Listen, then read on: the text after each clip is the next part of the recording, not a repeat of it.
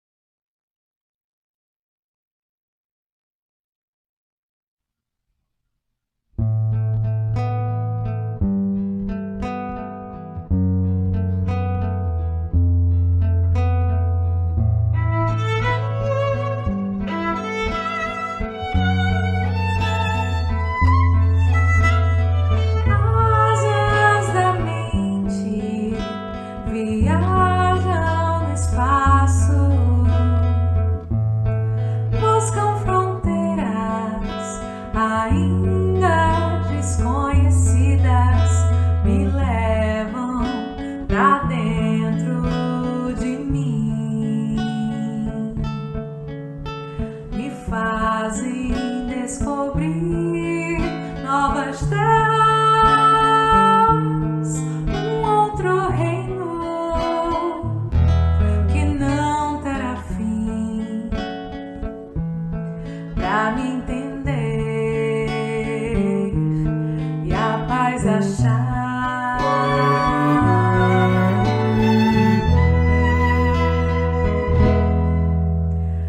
Cais de partida, a vida é infinita, asas de evolução, o tempo convida-me para mergulhar nesse mar E atravessar as correntezas, sentir o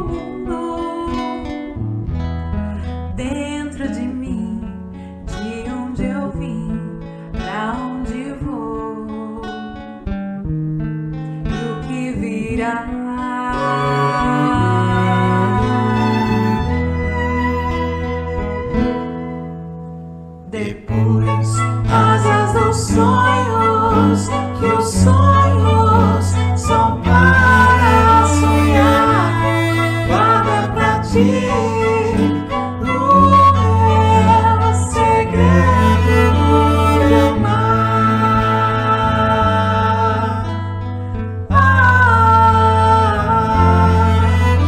No peito a voz, minha voz te dirá.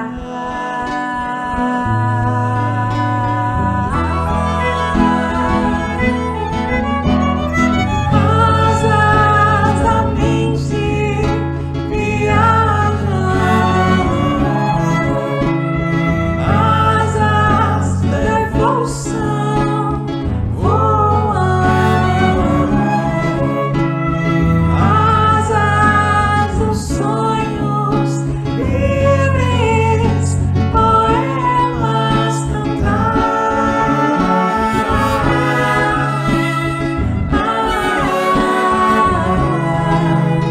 No peito a voz, minha voz te dirá.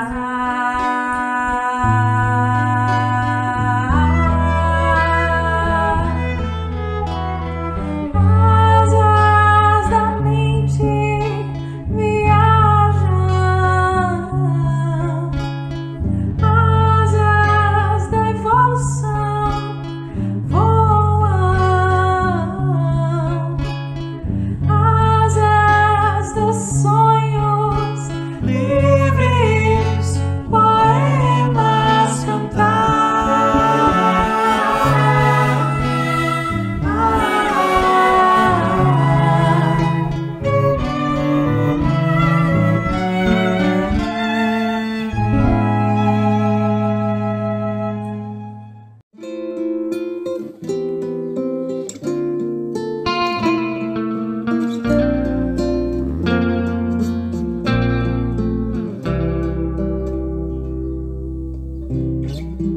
Vem que eu te farei um pescador de homens, se perseverares serás cefas pedra, onde a agonia do vazio medra, frutificarás a mitigar a fome.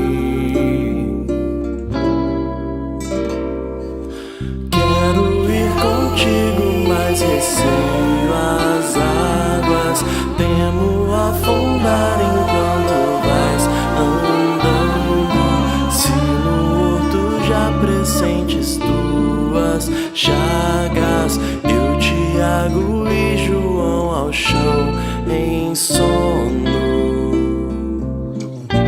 Como não bastasse, eis-me a ferir um soldado que te traz voz de prisão. Sou pequena ovelha atemorizada, balindo negação.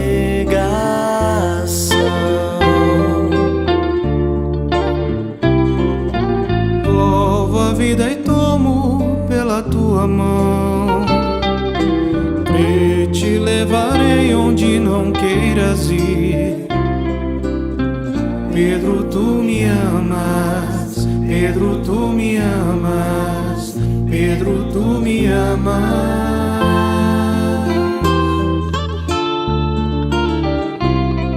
E tu que és a rocha, constrói a minha casa no coração do irmão.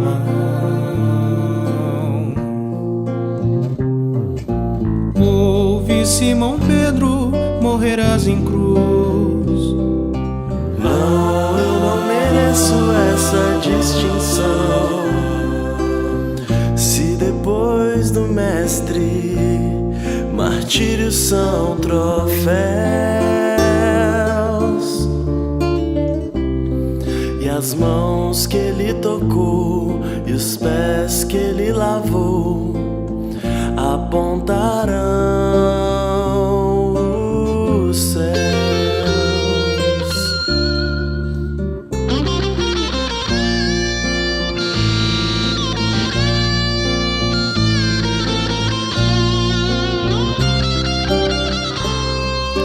Vem que eu te farei um pescador de homens. Vem que eu te farei um pescador de homens.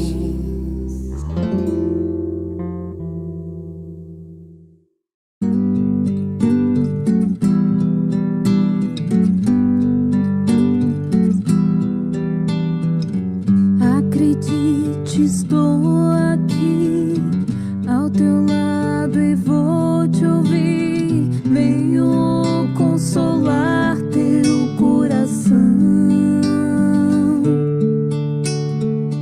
Fale-me do teu sofrer. Busque a mim, basta querer. Posso restaurar a tua vida. Aleluia, aleluia, aleluia,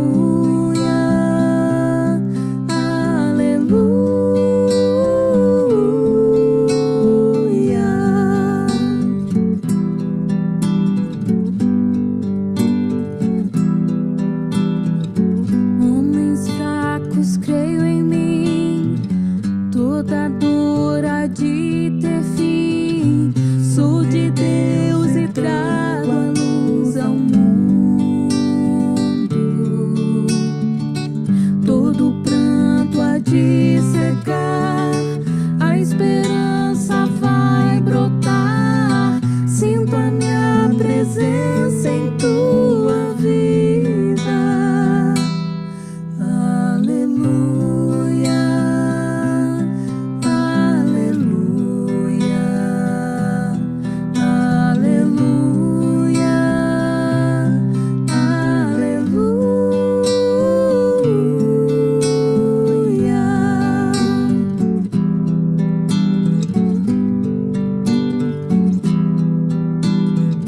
Sou Cristo Consolador, mensageiro do amor.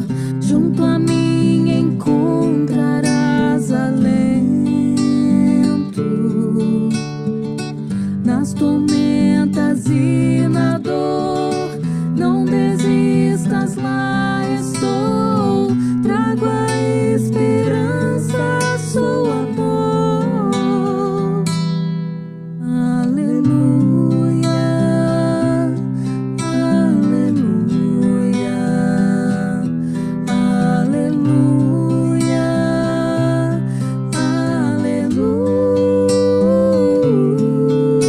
aleluia,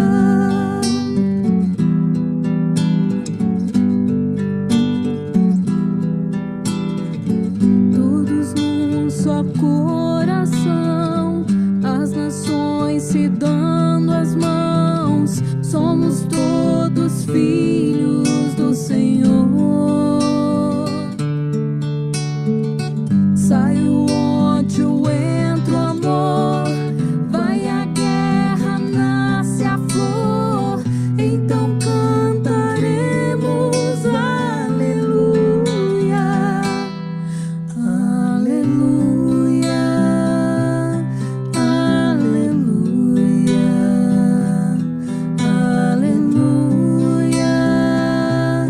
aleluia,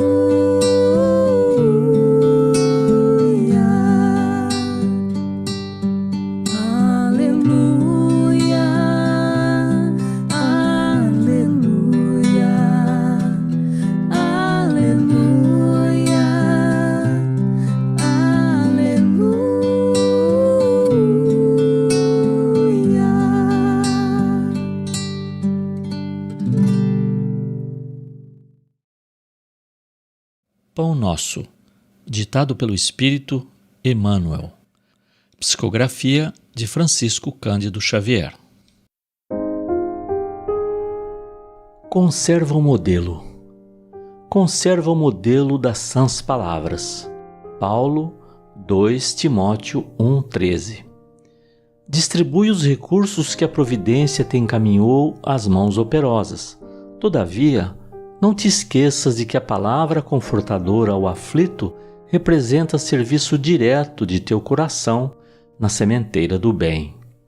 O pão do corpo é uma esmola pela qual sempre receberás a justa recompensa, mas o sorriso amigo é uma bênção para a eternidade. Envia mensageiros ao socorro fraternal. Contudo, não deixes, pelo menos uma vez por outra, de visitar o irmão doente e ouvi-lo em pessoa. A expedição de auxílio é uma gentileza que te angariará simpatia. No entanto, a intervenção direta no amparo ao necessitado conferir-te-á preparação espiritual à frente das próprias lutas. Sobe à tribuna e ensina o caminho redentor aos semelhantes. Todavia, interrompe as preleções de vez em quando, a fim de assinalar o lamento de um companheiro na experiência humana, ainda mesmo quando se trata de um filho do desespero ou da ignorância, para que não percas o senso das proporções em tua marcha. Cultiva as flores do jardim particular de tuas afeições mais queridas, porque, sem o canteiro de experimentação, é muito difícil atender à lavoura nobre e intensiva, mas não fujas sistematicamente à floresta humana com receio dos vermes e monstros que a povoam, porquanto é imprescindível te prepares a avançar mais tarde dentro dela. Nos círculos da vida, não ouvides a necessidade do ensinamento gravado em ti mesmo. Assim como não podes tomar alimento individual através de um substituto e nem podes aprender a lição guardando-lhe os caracteres na memória alheia, não conseguirás comparecer ante as forças supremas da sabedoria e do amor com realizações e vitórias que não tenham sido vividas e conquistadas por ti mesmo. Conserva, pois, contigo o modelo das sãs palavras. Emmanuel.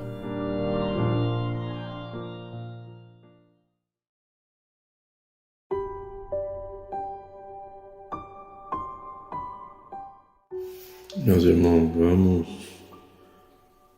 buscar nesse momento a figura de Jesus em nossas mentes, vamos nos sintonizarmos com Ele, vamos pedir a Jesus que esteja nessa noite nos inspirando para que possamos aproveitar os momentos de aprendizado que nos serão ofertados pelas lições do Livro dos Espíritos, do Evangelho,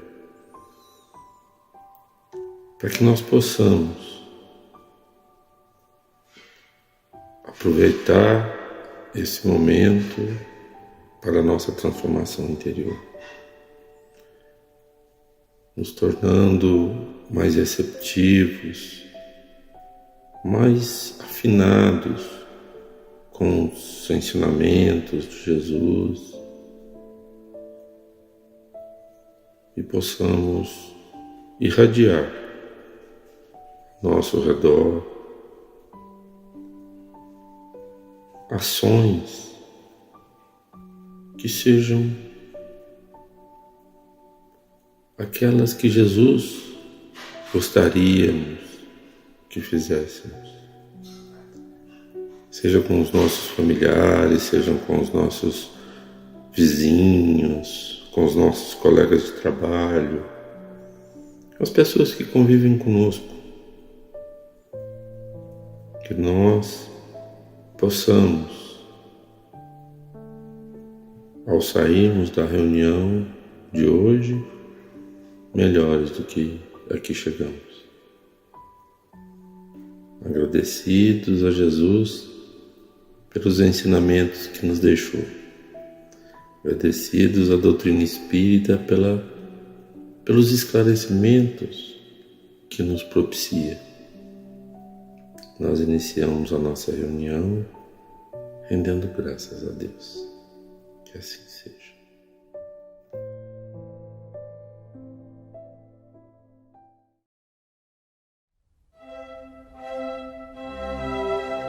Estudando o Livro dos Espíritos com Allan Kardec.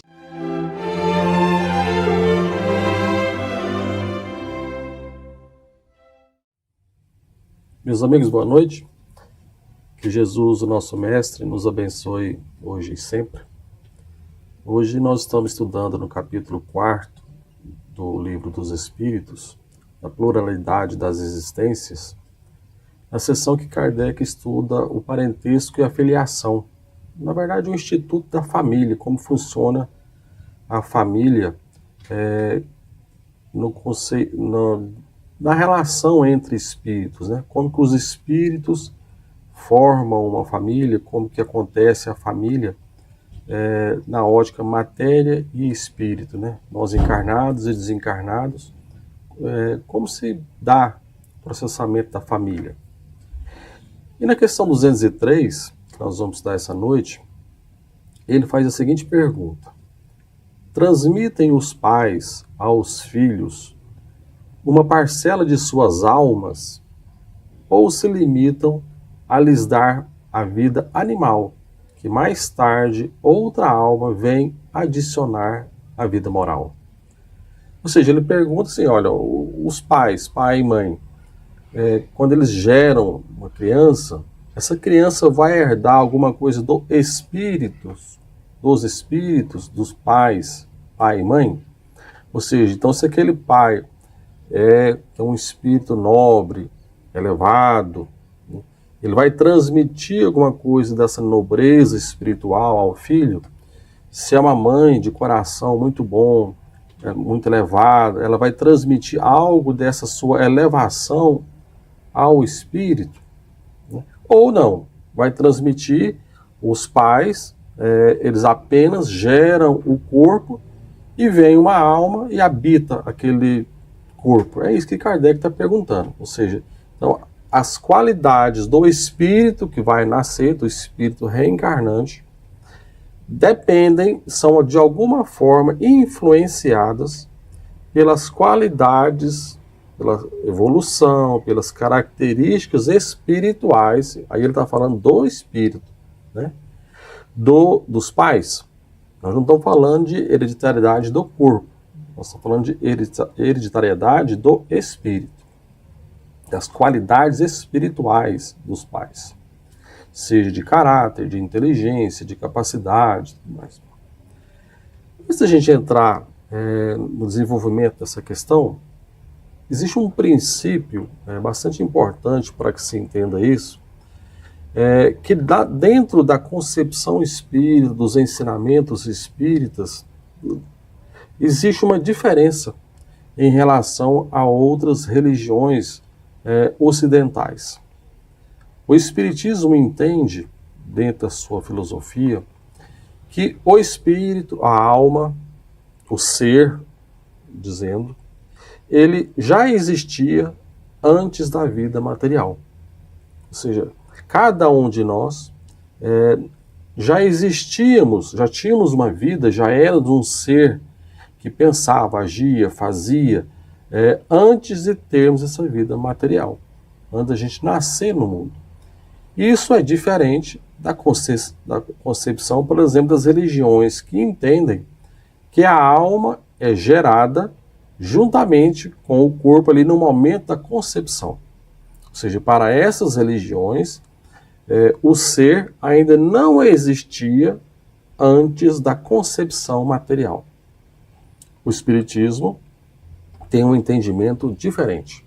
Ou seja, que nós, cada um de nós, já éramos um espírito pleno antes da concepção. De tal forma que o Espiritismo diz que muitos de nós até participamos da organização, do planejamento, de como será a nossa vida material. Então eu, no mundo espiritual, eu, de certa forma, até ajudei a decidir, eu planejei, eu solicitei, eu pedi, eu tentei interferir de alguma forma, como seria a minha vida aqui no mundo material. Então eu falo, eu quero um corpo que tenha essas limitações, porque eu tenho essas dificuldades para poder superar, eu preciso ter uma vida mais com esse tipo de característica, um roteiro de vida que me proporcione essas e essas dificuldades que vão promover o meu crescimento espiritual nessa área. Eu preciso nascer no convívio de fulano, ciclano e beltrano, porque a gente ainda tem algumas questões que nós precisamos resolver.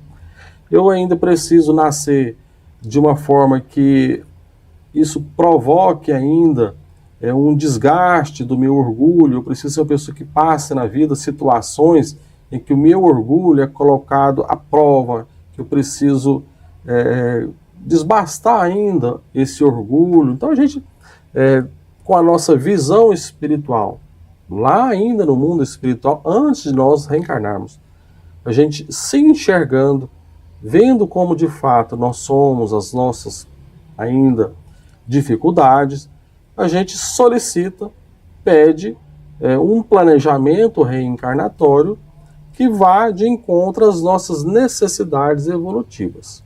Então o Espiritismo é muito claro em dizer que nós existíamos antes da vida material, e não só isso, não só existimos, nós tivemos outras vidas materiais antes dessa vida, dentro do conceito da reencarnação.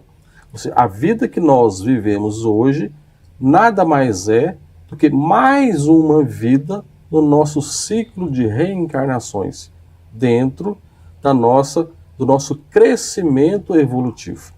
Então, esse é o entendimento que a doutrina espírita faz. Bom, o que isso é importante? Para mostrar que nós, quando reencarnamos, naquele instante em que o espírito começa a se ligar ao corpo material, nós já tínhamos determinadas características milenares, características que nós trazemos de milênios, características que nós desenvolvemos ao longo de sucessivas reencarnações, dos nossos estudos e aprendizados no plano espiritual.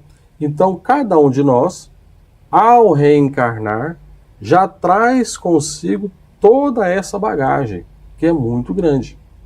Nós estamos falando de uma bagagem de milhões de anos que nós estamos nesse ciclo de crescimento, dos milhares de anos que nós passamos reencarnando aqui ainda no planeta Terra.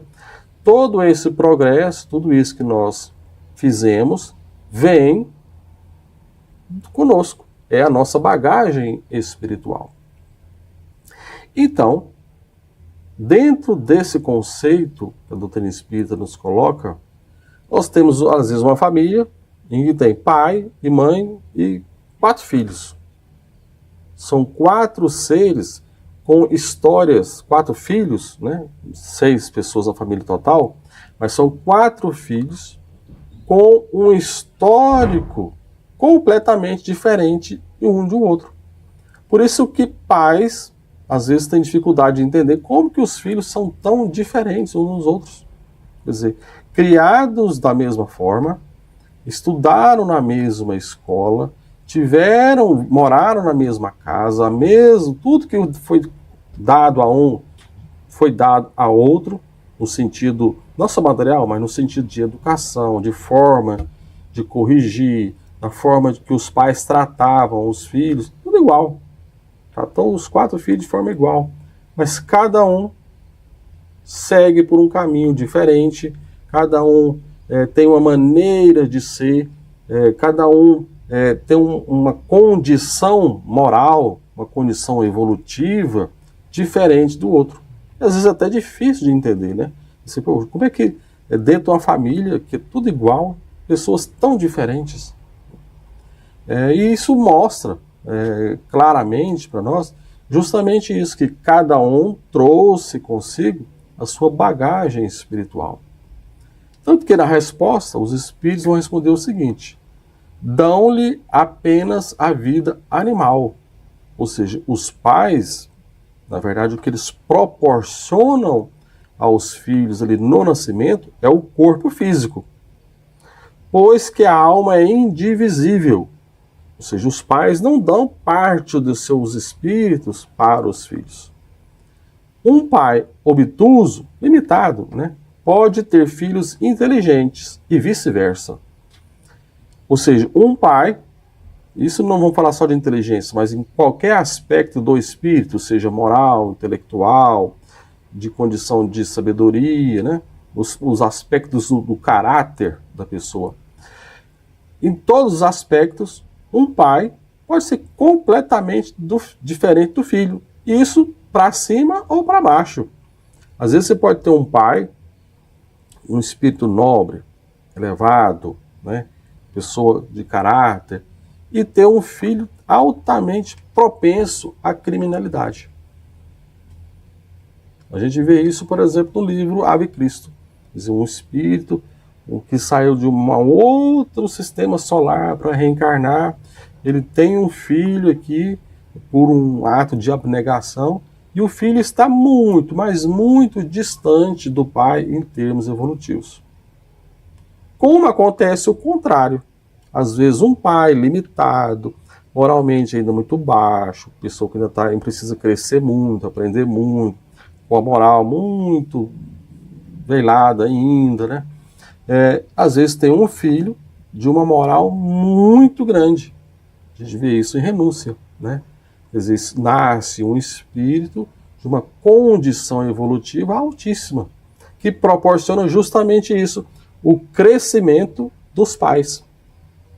Ela vai, Alcione, quando nasce, ela vai proporcionar o crescimento espiritual dos pais. Então não há essa relação. O pai transmite para os filhos a sua condição espiritual.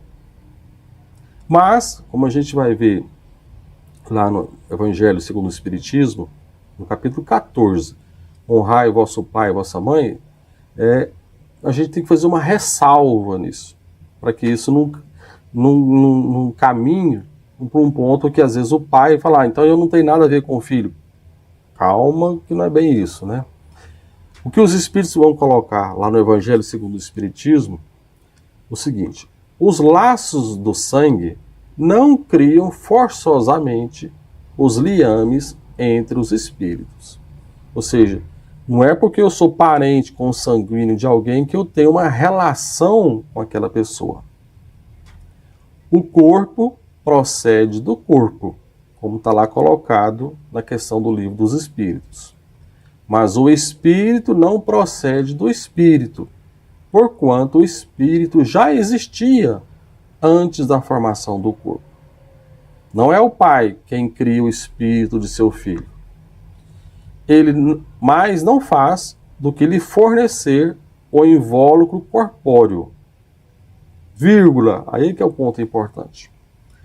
Cumprindo-lhe, no entanto, auxiliar o desenvolvimento intelectual e moral do filho para fazê-lo progredir.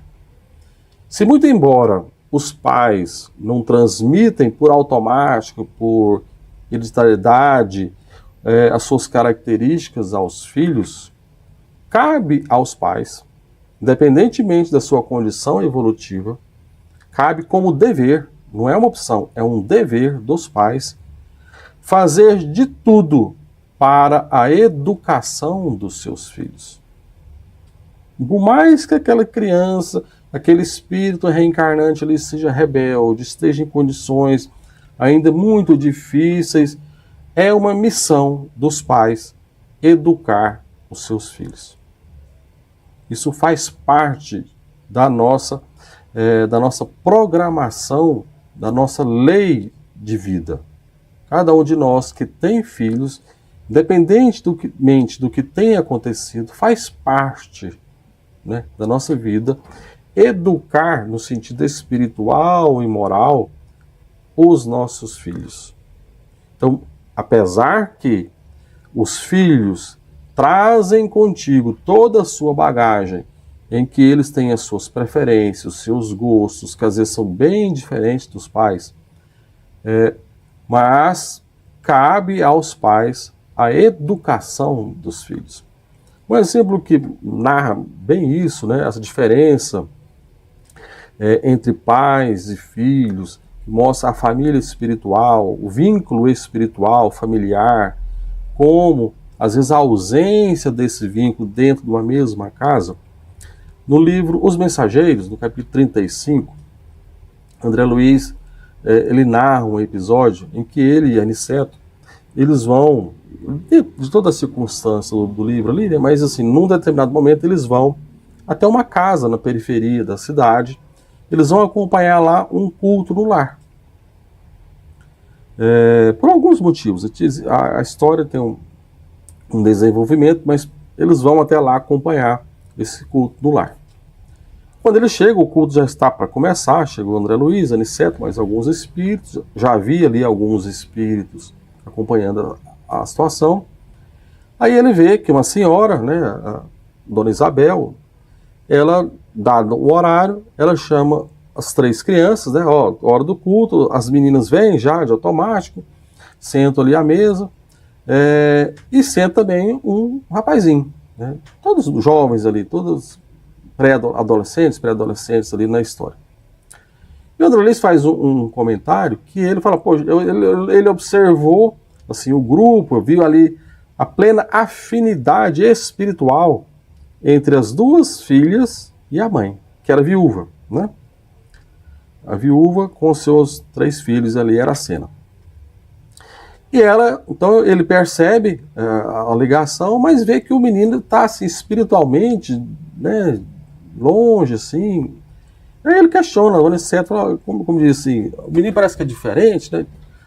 Aí o André Luiz, o Aniceto explica para ele, as meninas são entidades amigas de nosso lar que vieram para o serviço espiritual e resgate necessário na Terra. É a explicação do Aniceto. O mesmo, porém, não acontece com o pequeno, que era o rapazinho, que procede de região inferior. Aí André Luiz comenta, de fato eu identificava perfeitamente a situação. O rapazola, o rapazinho, né, não se revestia de substância luminosa e atendia ao convite materno, não como quem se alegra, mas como quem obedece. E aí André Luiz ele narra todo o desenvolvimento da cena, em que a mãe, no culto do lar, eles passando por uma extrema dificuldade financeira que eles estavam passando, dificuldade de comprar alimentos, né? Estava bem difícil a situação deles. E as meninas comentando aquela situação, e a mãe sempre fala, não, vai melhorar, nós vamos trabalhar, a mãe, né, sempre numa posição mais evoluída da história, de mais otimismo, que as coisas existiam, as dificuldades existiam, mas que eles iam passar por aquilo, que a situação ia se resolver, que eles iam trabalhar, iam conseguir. E o menino sempre, como disse, sempre querendo bater, vamos dizer, bater no sentido do discurso, né? Sempre questionando, não, tá errado, não devia ser assim. Ele não chegava a ser deseducado com a mãe, mas sempre contestando a mãe, e falando, ó, mãe, esse salão aqui, porque eles estavam fazendo um culto no lar, numa sala em que o pai, a senhora era viúva, ele fazia reuniões espíritas naquela sala da casa, né? Que era uma sala fechada, vamos dizer assim. E aí o menino fala, olha, mãe, a gente podia alugar essa sala aqui, em vez de ficar fazendo isso aqui, a gente alugaria. Eu já até falei com o fulano de tal, e ele disse que aluga, se for preciso. Ele paga um aluguel aqui e já resolve um pouco da nossa dificuldade, a gente recebe um dinheiro. E a mãe fala, olha, meu filho, essa sala aqui, esse salão aqui, seu pai sempre consagrou aos estudos espíritas, a nossas reuniões espíritas, e, como diz, enquanto eu for viva, você não vai alugar. Ah, mas e se eu insistir? Se você insistir, eu vou negar, porque eu, como sua mãe, né, cabe a mim te educar. E ela vai assim, todo o tempo ele contestando e ela educando a criança. Então, André Luiz, ele pinta bem a cena, no sentido assim, era um espírito vindo das regiões inferiores, com todas as suas revoltas, dificuldades espirituais, que não comungava do mesmo pensamento, né, da mãe e das irmãs, ele ainda apegada às dificuldades materiais, mas a mãe, a todo momento, educando aquela criança, de pequeno. Então mostra justamente esse papel dos pais. Se por um lado o pai e a mãe não transmitem de automático as suas qualidades aos filhos, eles podem e devem cuidar da boa educação, do desenvolvimento dos seus filhos. Que Jesus nos abençoe hoje e sempre. Muito obrigado. Acompanhe agora mais um tema doutrinário do Evangelho de Jesus.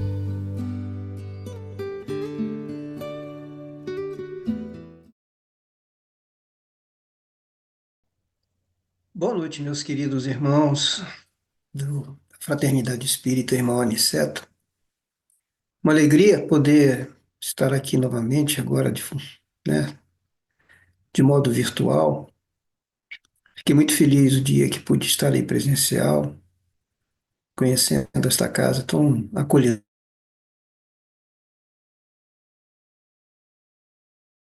E, novamente, nosso querido Sérgio nos faz uma solicitação, uma oportunidade de aprendizado.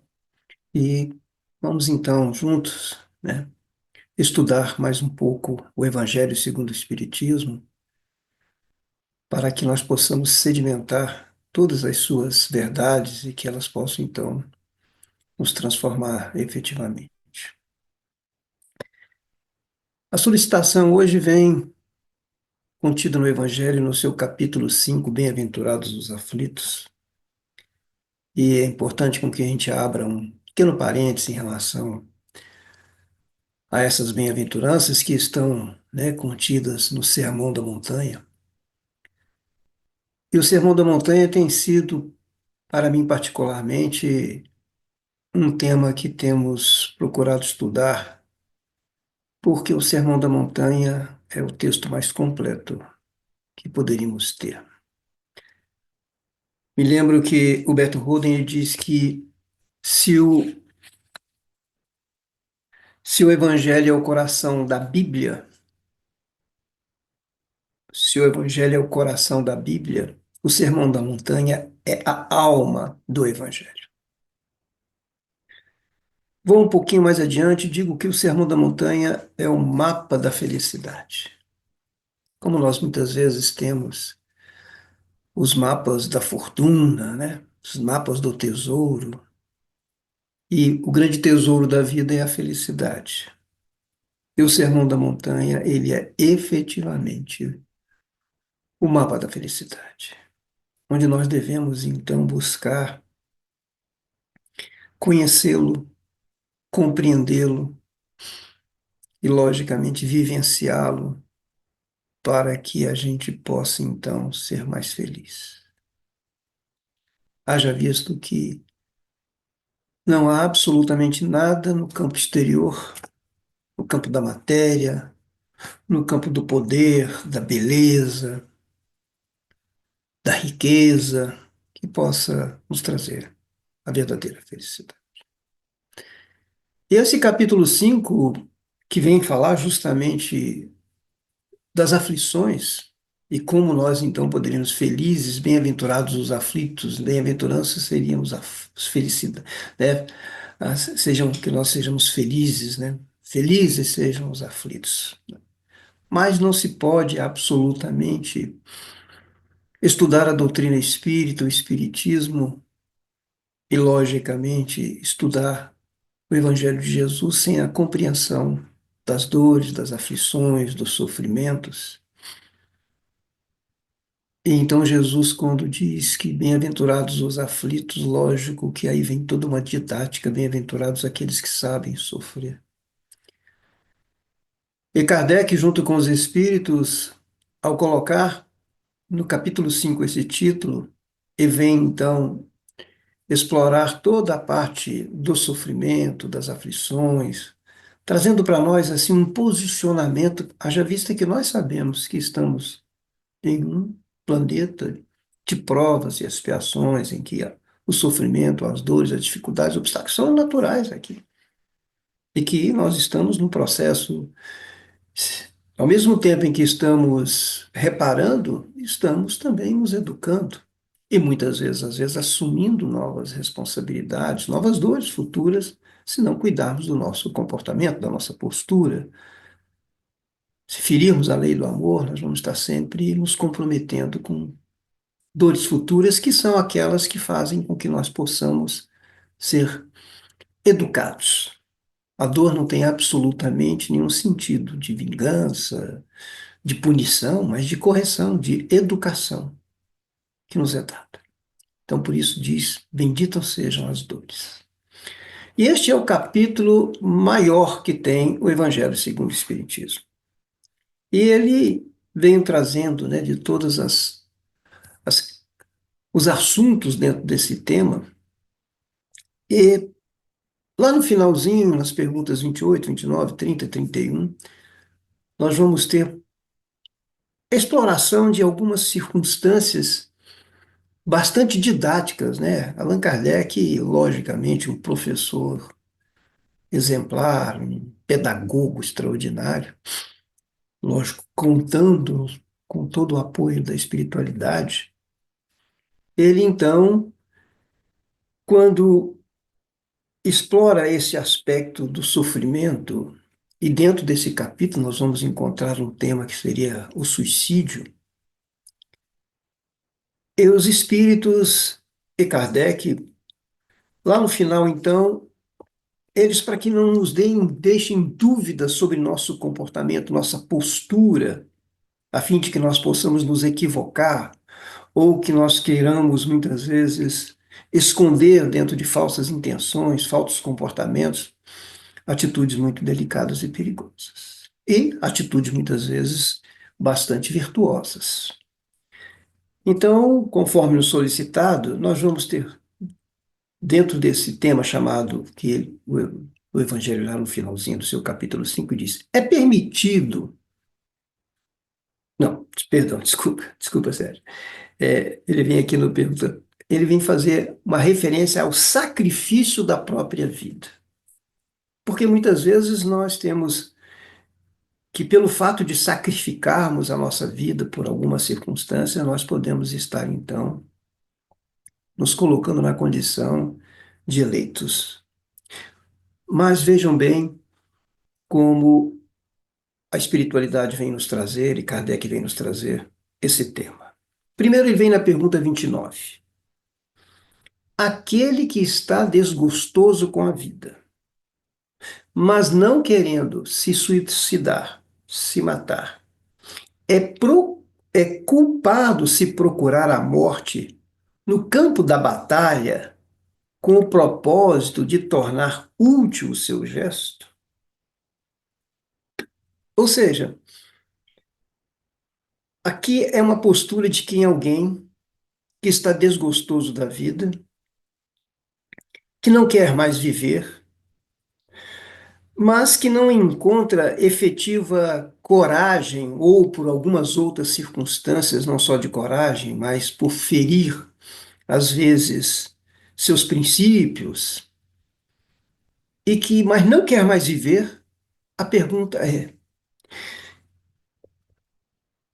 se ele será culpado, se ele procurar a morte no campo da batalha? Aqui fala da batalha, que poderia ser caracterizada como a guerra, mas a batalha pode ser no campo da própria batalha da vida.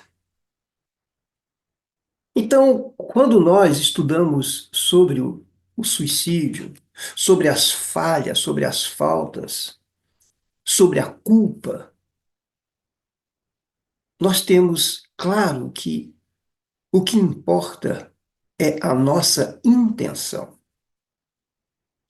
Sobre qualquer tipo de estratégia que estejamos colocando, se na realidade a nossa intenção é abreviar, matar a nossa própria vida, isso com toda certeza é considerado um suicídio.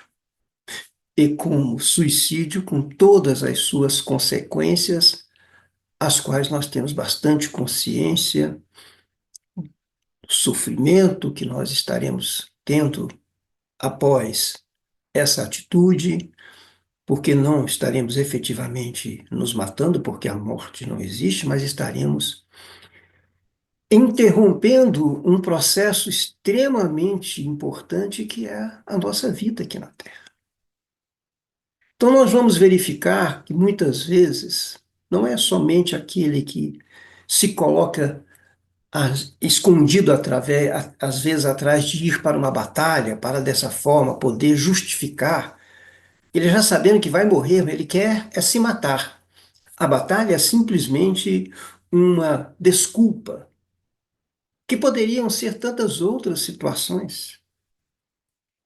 Nós sabemos de que o suicídio ele pode estar na condição, muitas vezes, do suicídio consciente, do suicídio inconsciente, do suicídio, muitas vezes, em que nós, apesar de não atentarmos contra a nossa própria vida, nós vamos maltratando a nossa própria estrutura física, não cuidando, sejam muitas vezes cuidar do nosso corpo físico.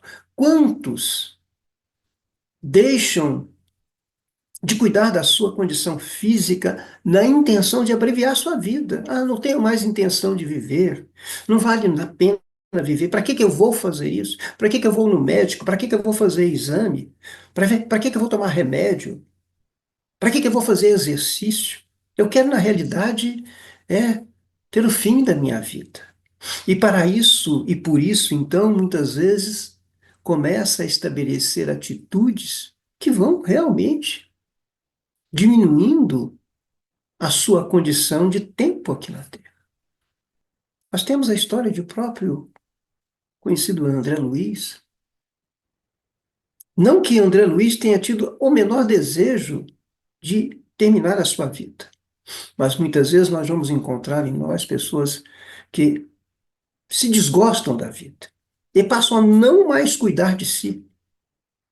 E aí acham que se podem se esconder atrás dessas atitudes, seja muitas vezes de uma batalha efetiva. Muitas vezes nós pegamos os nossos carros e saímos de uma forma irresponsável à busca de nos colocar em risco, porque não temos mais intenção de vida. Ah, se acontecer, ótimo. É muito claro, para que nós não nos alonguemos disso.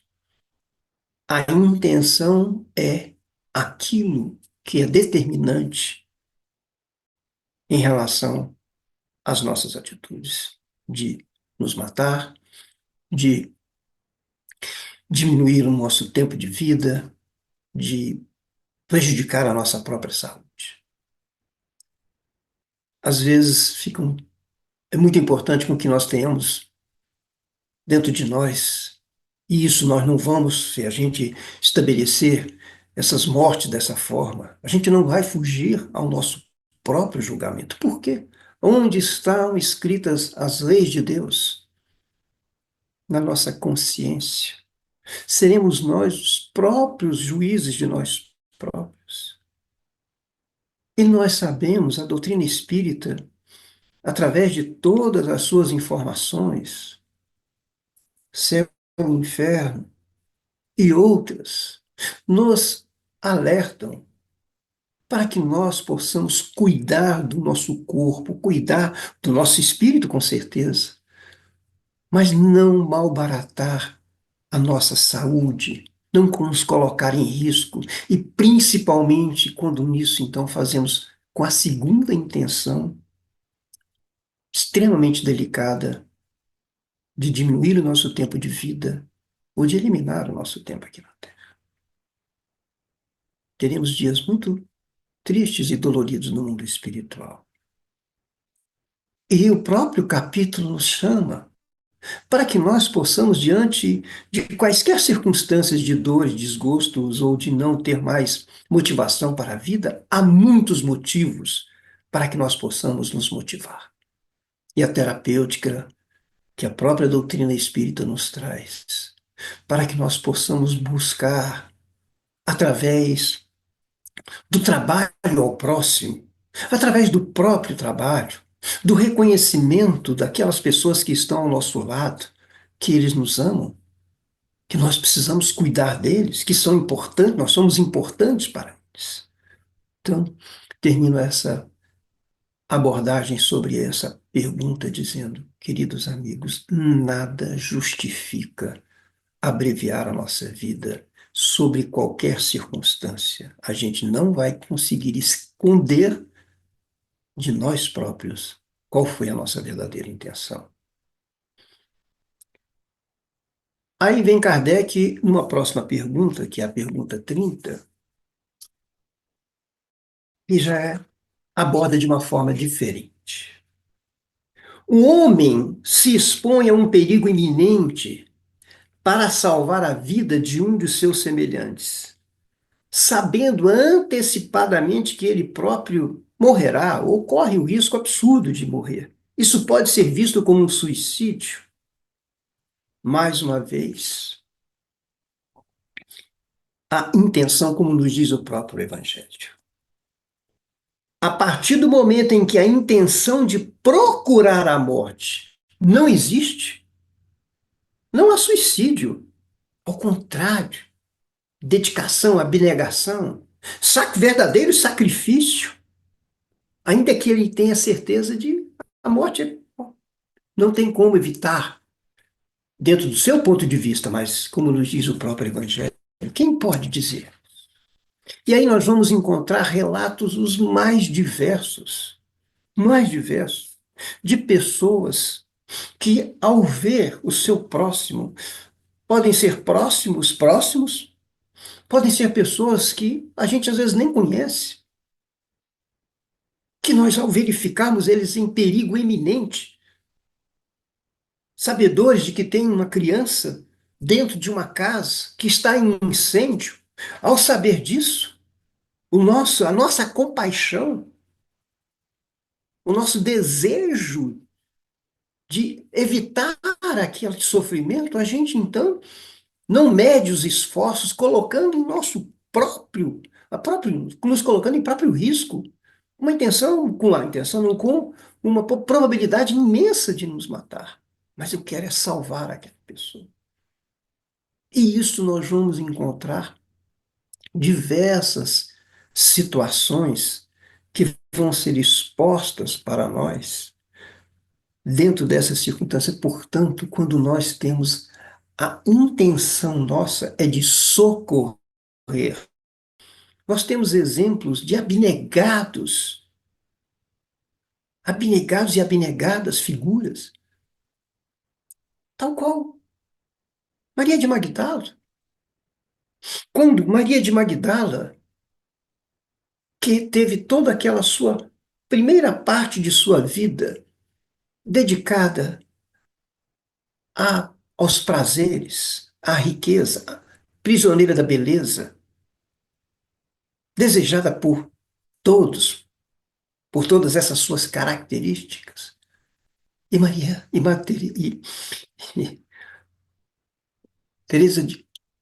de Magdala se dizia infeliz, se dizia completamente sem motivação efetiva.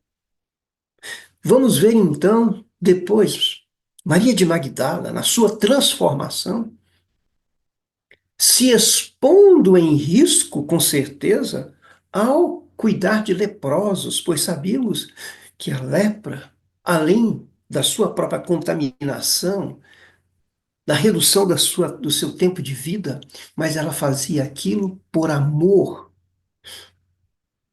Portanto, nessas situações, nós não vamos ver absolutamente a condição do suicídio, ao contrário. Vou encerrar chamando a atenção para um filme maravilhoso que passou, que conta uma história real e que muitos de vocês podem ter visto, e se não viram, tem que ver, que é a história do soldado, salvo engano, o nome dele é Doss, um soldado americano que foi para o exército. Ele era da Igreja Adventista do Sétimo Dia e ele se negava a portar armas, porque ele não tinha, dentro da sua condição de crença, de fé, matar ninguém. Mas se alistou ao exército e foi para o Japão e participou de uma grande batalha em Okinawa. E ele não pegava em arma. Era um fato em que os seus amigos, que até então faziam pilhéria dele não utilizar nenhuma condição de defesa, mas ao saber que os seus companheiros estavam feridos em cima de uma encosta, ele se expõe, coloca em risco a sua vida, com toda certeza, todos podiam imaginar de que ele iria para a morte. E assim ele ia, mas ele ia para tentar salvar os seus irmãos. E não era uma tarefa pequena e única, salvou mais de 70 soldados, trazendo-os carregados, no meio de tiro, de balas, de guerra, de tiros. Ele absolutamente queria morrer, queria salvar, mas sabia que poderia vir a morrer. Mas não tinha a intenção de morrer, tinha a intenção única de salvar. E esta é a nossa missão aqui na Terra. A de poder sempre nos motivar para poder salvar os nossos queridos irmãos. Setembro Amarelo passou, nos alertando sobre a porta falsa do suicídio, ainda que ela esteja disfarçada, nós não vamos disfarçar de nós próprios. Mas se, muitas vezes, diante de uma circunstância que há de exigir nós, muitas vezes, o sacrifício da nossa própria vida, mas se o fizermos pelo amor ao próximo, nós voltaremos ao mundo espiritual de uma forma completamente diferente, ao contrário. Saudados pelos nossos queridos anjos guardiões por Jesus. Meus queridos irmãos, essa é uma pequenina palha, se me permite esse termo, pequenina abordagem sobre esse assunto, mas eu gostaria de rogar a vocês que se dedicassem a estudar o Sermão da Montanha. Bote ele lá do lado da sua cama. Lembre-se, para reforçar aquilo que disse sobre que o Sermão da Montanha é a alma do Evangelho. Mahatma Gandhi, esse grande benfeitor, que era adepto da não violência, ele dizia em relação ao Sermão da Montanha: em se colocando fogo em todos os livros sacros da humanidade, todos, em se salvando o Sermão da Montanha, nada terá se perdido.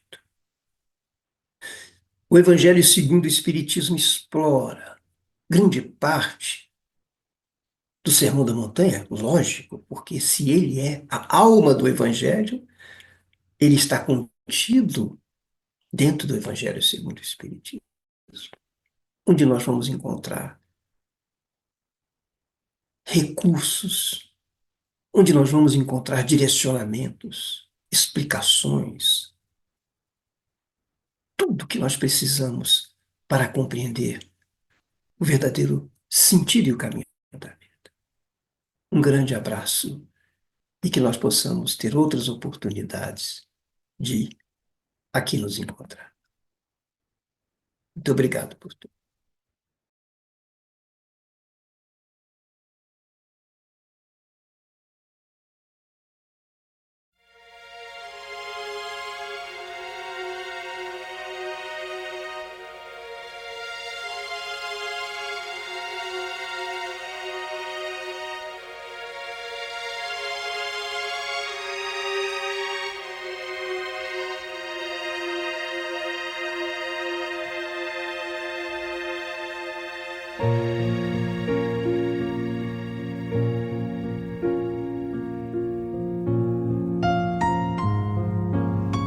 Queridos irmãos em Cristo, nesse momento de suave meditação, pedimos a presença de espíritos amigos para esse passe. Senhor de infinito poder e bondade, ajudai-nos a retirar da nossa mente todos os pensamentos negativos que se encontram alojados em nossa alma, fruto da nossa condição de ser imperfeito.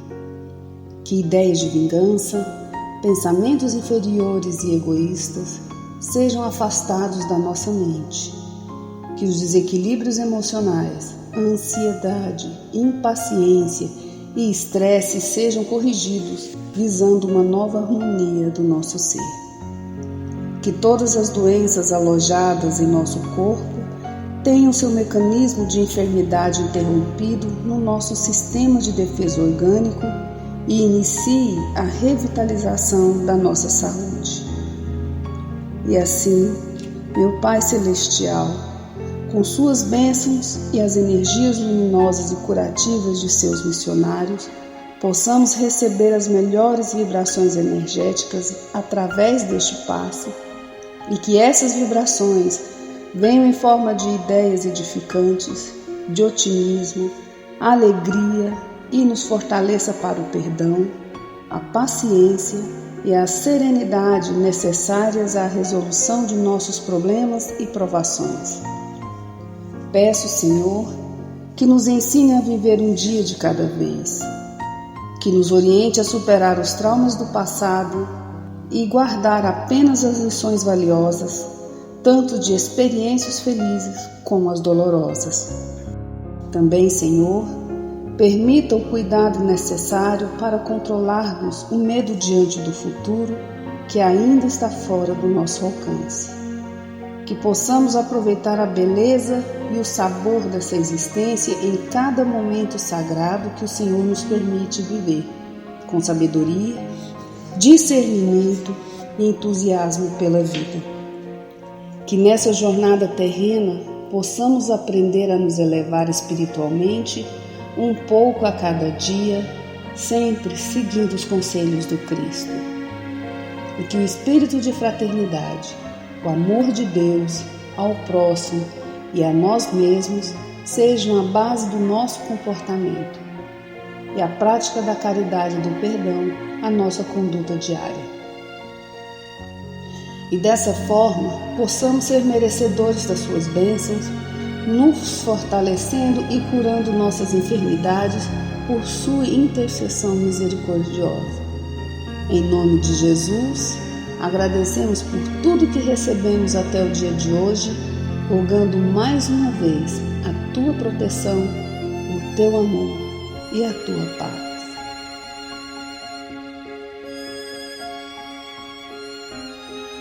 E continuando nessa vibração de amor, nós agradecemos aos bons espíritos que se dignaram de comunicar-se conosco e lhes rogamos que nos ajude a pôr em prática as instruções que nos deram e façam que ao sair daqui, cada um de nós se sinta fortalecido para a prática do bem e do amor ao próximo. Também desejamos que as suas instruções aproveitem aos espíritos sofredores, ignorantes ou viciosos, que tenham participado da nossa reunião e para os quais imploramos a misericórdia de Deus. Que assim seja.